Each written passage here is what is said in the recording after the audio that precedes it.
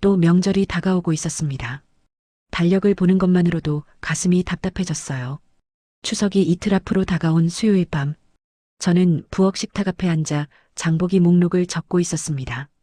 한지, 애호박, 대파, 갈비, 돼지고기, 새우, 전 부칠 재료들. 손가락을 꼽아보니 이번에도 20명 가까이 모일 것 같았어요. 시아버님이 돌아가신 후로도 명절은 늘 이 집에서 치렀습니다. 수도권 외곽의 오래된 단독주택. 마당에는 아직도 장독대가 있고 뒷마당에는 텃밭까지 있는 그런 집. 시골스러운 듯하지만 대중교통도 나쁘지 않아서 다들 이곳으로 모였죠. 민호가 샤워를 마치고 나오며 물었습니다. 또 뭐 준비해? 피곤하면 좀 쉬어. 괜찮아. 내일 장 보러 가야 하니까 미리 정리해 두는 거야. 민호는 더 이상 묻지 않았습니다. 그냥 핸드폰을 보며 침대에 누웠어요. 저는 속으로 한숨을 삼켰습니다. 괜찮다는 말을 입에 달고 사는 것 같았어요. 정말 괜찮은 건 아닌데 그렇게 말하는 게 편했으니까요. 명절 당일 새벽 5시에 알람이 울렸습니다. 눈을 뜨자마자 몸이 무거웠어요. 어젯밤 11시까지 전 부칠 재료를 다 손질해 두었거든요. 민호는 아직도 깊은 잠에 빠져 있었습니다. 저는 조용히 일어나 세수를 하고 시댁으로 향했습니다. 차로 15분 거리. 집에서 나오는데 하늘은 아직 어두웠고 거리는 텅 비어 있었어요. 시댁 대문을 열고 들어서니 거실불이 이미 켜져 있었습니다. 어머님이었어요. 박정숙 어머님.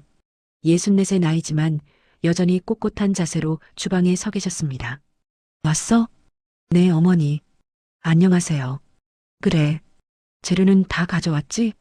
네, 어제 다 손질해 왔어요. 어머님은 고개만 끄덕이셨습니다. 미소도 없고 수고했다는 말씀도 없었어요. 그냥 당연하다는 듯 받아들이시는 표정. 저는 이미 익숙했지만 그래도 매번 마음 한편이 서늘해졌습니다. 오전 8시쯤 되자 사람들이 하나둘 모이기 시작했습니다. 시누이 둘과 그 남편들, 아이들까지. 시동생 내외도 왔고요. 모두 현관을 열고 들어오면서 인사를 했습니다. 어머니, 안녕하세요. 형님, 고생 많으시죠? 고생 많다는 말은 듣지만 실제로 도와주는 사람은 없었어요. 여자들은 거실 소파에 앉아 수다를 떨었고요. 남자들은 TV 앞에 모여 예능을 보며 웃었습니다. 아이들은 마당에서 뛰어놀았고요. 주방에는 저와 어머님 단둘뿐이었습니다. 지우야, 파전부터 부쳐. 네, 어머니. 애호박전도 준비해놨어? 네, 다 썰어왔어요. 그럼 고기 양념부터 해. 네. 대답은 계속 나왔지만 속은 점점 무거워졌어요. 왜 항상 저만 일해야 하는 걸까요? 시누이들은 결혼했으니 손님이라는 이유로 빠졌고요. 시동생 부인은 애 봐야 한다며 거실에 앉아 있었습니다. 결국 모든 일은 저와 어머님의 몫이었어요. 아니, 정확히는 제 몫이었습니다. 어머님은 지시만 하시고 실제로 칼을 잡는 건 대부분 제가 했으니까요. 전을 부치는 동안 기름이 튀어 손등에 닿았습니다. 악! 작게 소리가 났지만 아무도 듣지 못했어요. 거실에서는 TV 소리와 웃음소리가 시끄럽게 들려왔습니다. 저는 찬물에 손을 씻고 다시 전을 부쳤습니다. 민호가 한번 주방 문을 열고 들여다봤어요. 괜찮아? 뭐 도와줄 거 있어? 괜찮아. 거의 다 됐어. 민호는 안도한 표정으로 다시 거실로 돌아갔습니다. 사실 도와달라고 하면 어색하게라도 도와주긴 할 거예요. 하지만 제가 그 말을 꺼낼 수가 없었습니다. 어머님 앞에서 남편을 부리는 며느리가 되고 싶지 않았거든요. 그렇게 제 감정은 속으로만 쌓였습니다. 어머님은 제 옆에 서서 계속 말씀하셨어요. 저는 기름을 좀 더 넉넉하게 둬야 바삭해. 고기는 양념이 좀 덜 뺀 것 같은데? 애호박은 너무 얇게 썰었어. 두툼해야 맛있지. 하나하나가 다 지적처럼 들렸습니다. 저는 입술을 깨물었어요. 참아, 지우야. 오늘만 지나면 돼. 하지만 마음속에서는 다른 목소리가 울렸습니다. 왜 나만 참아야 해? 왜 나만? 오후 2시쯤 되어서야 모든 음식이 상에 올랐습니다. 커다란 거실 테이블에 20명 가까운 사람들이 둘러앉았어요. 어머님이 제일 윗자리에 앉으셨고요. 저는 어머님 옆자리에 앉았습니다. 항상 그랬어요. 식사가 시작되자 사람들은 맛있게 먹었습니다. 와, 오래전 진짜 맛있네요. 역시 형수님 손맛이에요. 칭찬은 달콤했지만 동시에 씁쓸했어요. 그 칭찬이 또 내년에도 저를 이 자리에 묶어둘 테니까요. 식사 중간에 어머님이 말씀하셨습니다. 지우가 참 고생했지. 모두 맛있게 먹어라. 짧은 한마디였지만 그래도 조금은 인정받는 느낌이었어요. 저는 고개를 숙이고 작게 대답했습니다. 아니에요, 어머니. 하지만 속으로는 울고 싶었습니다. 고생했다는 말보다 함께 해주는 사람이 있었으면 좋겠다고요. 저녁 6시쯤 되자 사람들이 하나둘 돌아가기 시작했습니다. 잘 먹었습니다. 수고하셨어요. 모두 가벼운 발걸음으로 현관을 나섰어요. 하지만 주방에는 산더미 같은 설거지가 남아 있었습니다. 저는 묵묵히 고무장갑을 끼고 싱크대 앞에 섰습니다. 어머님은 거실 소파에 앉아 TV를 보고 계셨어요. 민호는 아이들을 차에 태우러 밖으로 나갔고요. 설거지를 하는 동안 눈물이 날 것만 같았습니다. 하지만 참았어요. 울면 안 된다고 생각했거든요. 그렇게 또 한 번의 명절이 지나갔습니다. 명절이 끝나고 사흘 후, 저는 다시 일상으로 돌아왔습니다. 출근, 회사 업무, 퇴근, 아이 돌보기, 저녁 준비, 설거지. 반복되는 하루하루. 하지만 마음 한편에는 명절의 피로가 가시지 않았어요. 민호에게 한번 말해볼까 생각했습니다. 여보, 나 명절 때 너무 힘들어. 하지만 그 말은 끝내 입 밖으로 나오지 않았어요. 말하면 달라질까요? 민호는 착한 사람이지만 어머니 앞에서 제 편을 들어줄 용기는 없는 사람이니까요. 그러던 어느 날 저녁, 시어머님께 전화가 왔습니다. 지우야, 나야. 네, 어머니. 안녕하세요. 다음 달에 또 명절이잖아. 김장도 해야 하고. 제 심장이 철렁 내려앉았습니다. 또 명절이라니. 네, 어머니. 그때도 일찍 와야 해. 알았지? 네. 알겠습니다. 전화를 끊고 나니 한숨이 절로 나왔어요. 민호가 물었습니다. 어머니한테 전화 왔어? 응. 다음 달 명절 얘기. 아, 그렇구나. 민호는 더 이상 아무 말도 하지 않았습니다. 그 침묵이 저를 더 외롭게 만들었어요. 그렇게 두 번째 명절이 왔습니다. 이번에도 똑같았어요. 새벽같이 일어나서 시댁으로 가고요. 주방에서 홀로 일하고요. 사람들은 거실에서 웃고 떠들고요. 하지만 이번에는 뭔가 달랐습니다. 제 한계가 눈앞까지 온 것 같았어요. 전을 붙이다가 손이 미끄러져 접시를 떨어뜨렸습니다. 크게 깨지는 소리에 거실의 대화가 잠시 멈췄습니다. 어머님이 주방으로 들어오셨어요. 왜 그래? 죄송해요, 어머니. 제가 실수를. 조심해야지. 손 안 다쳤어? 어머님의 말투는 여전히 무뚝뚝했습니다. 걱정하시는 건지 나무라시는 건지 알 수가 없었어요. 괜찮습니다. 저는 깨진 접시를 주우며 눈물을 참았습니다. 하지만 그때 어머님이 말씀하셨어요. 지우야, 너 요즘 안 좋아 보인다. 네. 얼굴이 많이 피곤해 보여. 많이 힘들지? 그 말에 제 눈시울이 뜨거워졌습니다. 처음으로 어머님이 제 상태를 물어보셨거든요. 괜찮습니다, 어머니. 괜찮긴. 얼굴에 다 써 있어. 어머님은 그렇게 말씀하시고는 다시 거실로 나가셨습니다. 저는 그 자리에 멍하니 서 있었어요. 어머님이 저를 보고 계셨구나. 그런 생각이 들자 마음이 조금 복잡해졌습니다. 세 번째 명절이 코앞으로 다가왔습니다. 설날이었어요. 이번에는 아예 시댁에서 전날부터 자고 오라는 말씀이 있었습니다. 저는 짐을 싸며 한숨을 쉬었어요. 또 시작이네. 그런데 명절 이틀 전 어머님께 전화가 왔습니다. 지우야. 네, 어머니. 이번에는 너 오지 마. 네. 순간 제 귀를 의심했습니다. 오지 말라니요? 무슨 말씀이세요? 설날에 너 오지 말라고. 주방 일도 하지 마. 제 머릿속이 하얘졌어요. 이게 무슨 뜻일까요? 화가 나신 걸까요? 아니면 드디어 폭발하신 걸까요? 어머니, 제가 뭘 잘못했나요? 잘못한 거 없어. 그냥 오지 마. 하지만 말 많이 하지 말고 그냥 들어. 너 이번에 오지 마. 전화가 끊겼습니다. 저는 핸드폰을 든 채 그대로 얼어붙었어요. 민호가 물었습니다. 무슨 일이야? 어머니가 나보고 오지 말래. 뭐? 민호도 놀란 표정이었습니다. 무슨 일 있었어? 어머니한테 뭐 잘못한 거 있어? 아니, 나도 모르겠어. 그날 밤 저는 잠을 이룰 수 없었습니다. 머릿속이 복잡했어요. 내가 뭘 잘못했지?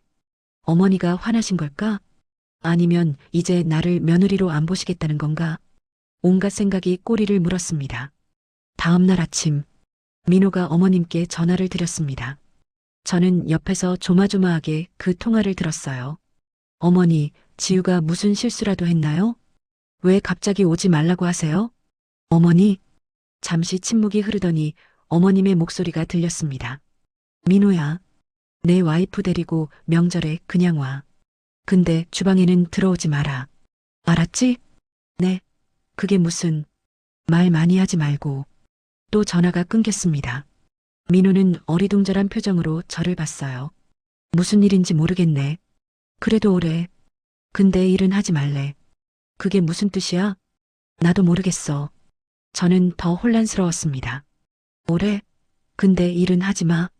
그게 대체 무슨 의미일까요? 결국 저희는 시댁에 갔습니다. 현관문을 열고 들어섰을 때 저는 눈을 의심했어요. 주방에서 어머님이 혼자 요리를 하고 계셨습니다. 이미 저는 반쯤 붙여져 있었고요. 국도 끓고 있었습니다. 어머니, 저는 황급히 주방으로 들어가려고 했습니다. 하지만 어머님이 손을 저으셨어요. 들어오지 마. 나가 있어. 어머니, 제가 할게요. 싫어. 너 나가 있으라니까. 어머님의 목소리는 단호했습니다. 저는 그 자리에 멈춰 섰어요. 어머님은 계속 전을 붙이고 계셨습니다. 그런데 뭔가 이상했어요. 어머님의 손이 미세하게 떨리고 있었습니다. 그리고 이마에는 식은땀이 맺혀 있었고요. 어머니, 괜찮으세요? 괜찮아. 나가 있어. 저는 불안한 마음으로 거실로 나왔습니다. 시누이들도 와 있었는데 모두 어리둥절한 표정이었어요. 언니, 무슨 일이에요? 어머니가 왜 혼자 하세요? 나도 모르겠어. 1시간쯤 지났을까요? 어머님이 거실로 나오셨습니다. 얼굴이 창백하셨어요. 그리고 소파에 털썩 앉으시더니 한참을 숨을 고르셨습니다. 어머니, 제가 다가가자 어머님이 손을 들어 말리셨어요. 괜찮아. 잠깐 앉아 있을게. 모두가 어머님을 걱정스럽게 바라봤습니다.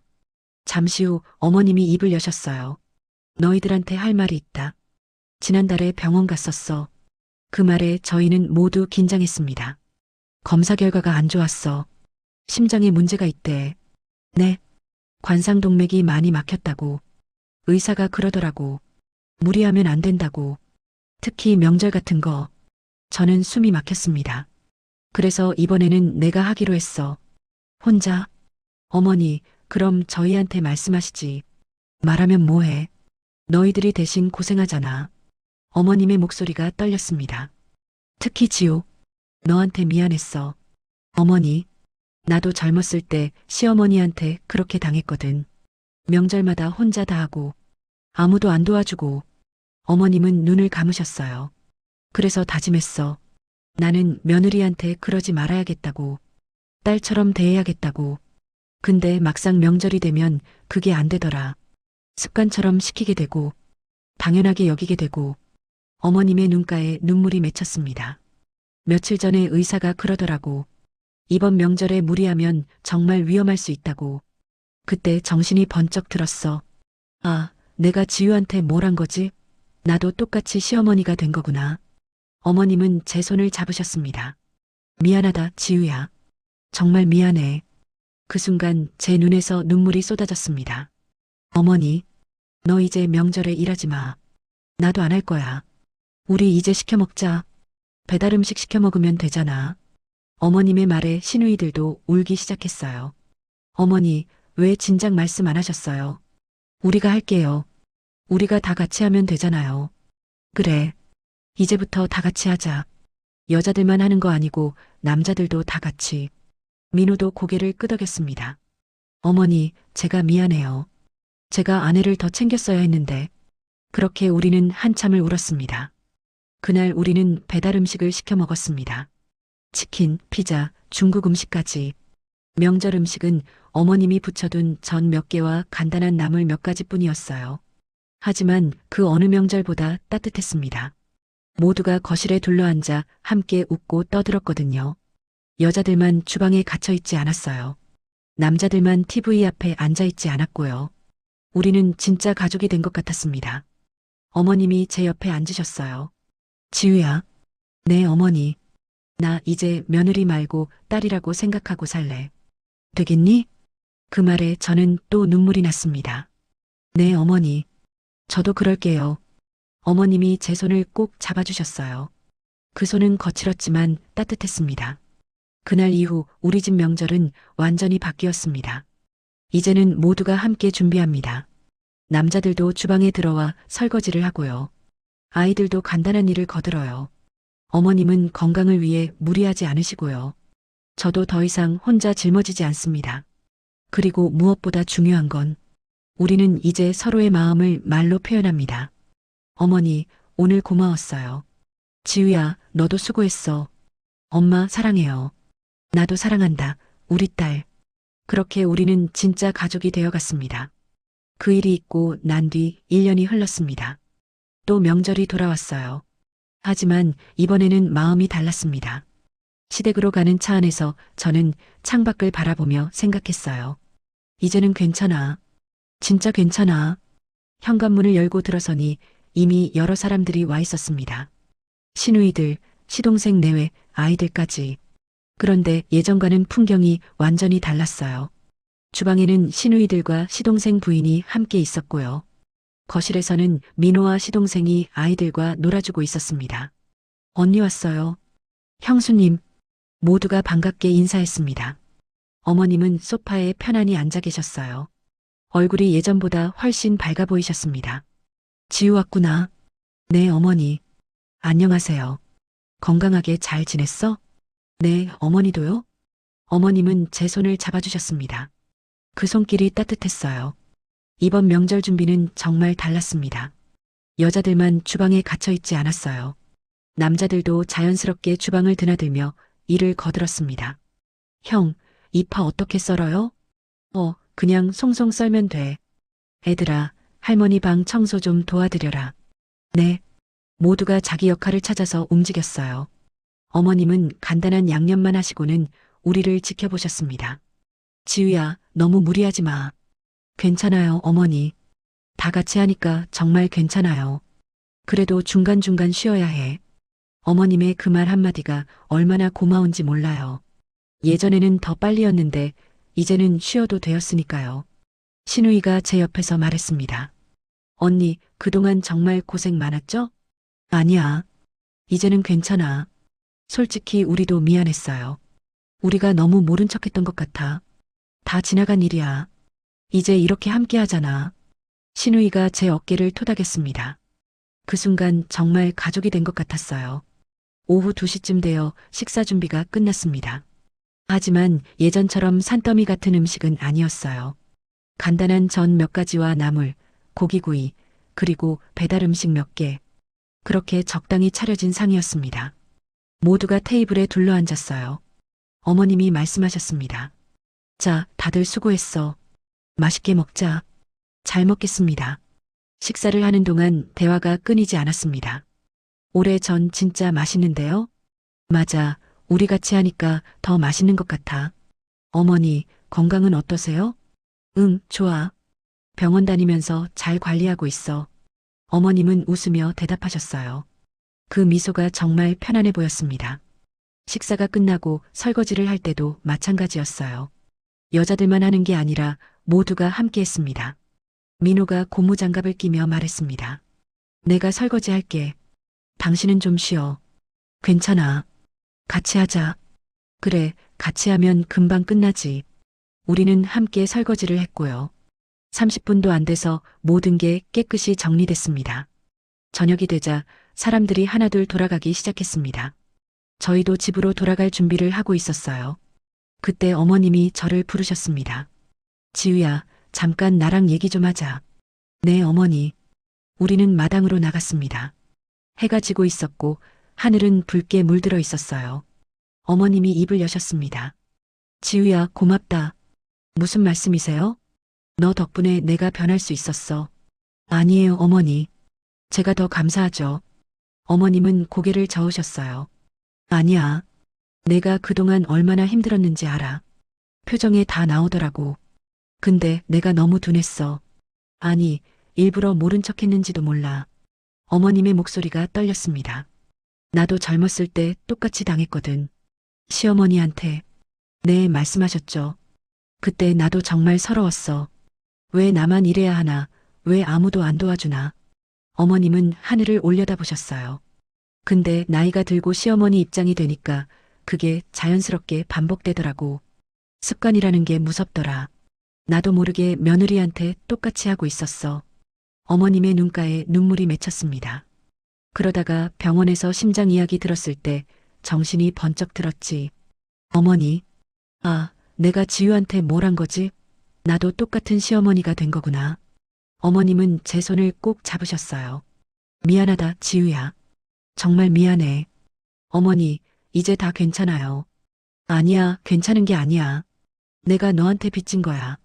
저는 고개를 저었습니다. 빚이 아니에요. 어머니가 용기를 내주셔서 우리 모두 변할 수 있었어요. 세대를 이어온 상처를 끊는다는 게 얼마나 어려운 일인데요. 어머님이 저를 꼭 안아주셨습니다. 우리는 한참 동안 그렇게 서 있었어요. 그날 밤 집으로 돌아오는 길, 저는 차 안에서 생각했습니다. 어머님도 한때는 누군가의 며느리였고, 그분도 서러웠고 힘들었다는 걸, 그리고 그 상처가 무의식적으로 저에게 전해졌다는 것을. 하지만 어머님은 용기를 내셨어요. 이건 끊어야 한다고. 내 대에서 멈춰야 한다고. 그게 얼마나 큰 용기인지 이제는 압니다. 세대를 이어온 상처를 끊는다는 건, 자신의 잘못을 인정하고 미안하다고 말하는 건 정말 쉽지 않은 일이니까요. 저도 언젠가 며느리를 맞이하게 되겠죠. 아니, 어쩌면 딸이 시집을 가게 될 수도 있고요. 그때 저는 어머님처럼 용기를 낼 수 있을까요? 너는 하지 마라. 너는 혼자 고생하지 마라. 그렇게 말할 수 있을까요? 어머님은 지금도 건강하게 지내고 계십니다. 정기적으로 병원에 다니시면서 관리를 잘하고 계세요. 그리고 명절 때마다 우리는 함께 모입니다. 하지만 예전처럼 누군가 혼자 고생하지 않아요. 모두가 함께 준비하고 함께 치우고 함께 웃습니다. 어머님은 종종 말씀하세요. 이게 진짜 명절이구나. 가족이 함께하는 게 명절이지 누가 고생하는 게 명절이 아니야. 그 말씀이 맞습니다. 명절은 가족이 모여 행복한 시간을 보내는 날이에요. 누군가 혼자 고생해야 하는 날이 아니라요. 지금 이 글을 쓰는 순간에도 저는 생각합니다. 혹시 지금 명절이 두렵고 힘든 분이 계신가요? 혹시 저처럼 혼자 모든 걸 짊어지고 계신가요? 용기를 내보세요. 저 혼자는 힘들어요. 같이 해주세요. 그 말 한마디가 모든 걸 바꿀 수 있습니다. 그리고 혹시 며느리를, 딸을, 아내를 명절 때마다 주방에만 가두고 계신가요? 한번 생각해 보세요. 그분도 사람이고 그분도 쉬고 싶어 한다는 걸. 명절은 특정한 누군가의 희생 위에 만들어지는 게 아니라 모두가 함께 만들어가는 거라는 걸요. 어머님이 그 용기를 내주셨듯이 우리도 용기를 낼 수 있습니다. 세대를 이어온 상처를 끊을 수 있어요. 너는 하지 마라. 너는 혼자 고생하지 마라. 그 말 한마디로요. 어머님 정말 감사합니다. 그리고 사랑합니다. 다음 명절, 저는 시댁에 가면서 과일 바구니를 하나 샀습니다. 어머님이 좋아하시는 샤인 머스켓이었어요. 현관문을 열고 들어서니 어머님이 웃으며 맞아주셨습니다. 지우 왔구나. 어서 와. 네, 어머니. 이거 드세요. 어머, 이거 비싼 건데. 괜히 돈 쓰고. 어머니 드시라고 샀어요. 어머님이 제 손을 잡으셨어요. 고맙다, 우리 딸. 딸이라는 그 말이 이제는 자연스러웠습니다. 저도 이제 정말로 딸이 된 것 같았으니까요. 우리는 함께 거실로 들어가 소파에 앉았어요. 창밖으로 햇살이 따스하게 들어왔습니다. 어머니, 오늘은 뭐 하세요? 아무것도 안 해. 그냥 너희들 얼굴이나 보고 수다 떨면 돼. 좋아요. 그럼 우리 오늘 편하게 놀아요. 그래, 그렇게 하자. 어머님이 웃으셨어요. 그 웃음이 정말 행복해 보였습니다. 그리고 저도 행복했어요. 이 이야기는 많은 며느리들의 이야기이기도 하고 많은 시어머니들의 이야기이기도 합니다. 누군가는 저처럼 혼자 힘들어하고 있을 거예요. 누군가는 어머님처럼 과거의 상처 때문에 무의식적으로 상처를 주고 있을지도 몰라요. 하지만 중요한 건 용기입니다. 이건 끊어야 한다는 용기, 미안하다고 말할 수 있는 용기, 도와달라고 말할 수 있는 용기. 그 용기가 세상을 바꿉니다. 이 이야기가 누군가에게 작은 용기가 되었으면 좋겠습니다. 당신은 혼자가 아닙니다. 우리 함께해요. 감사합니다.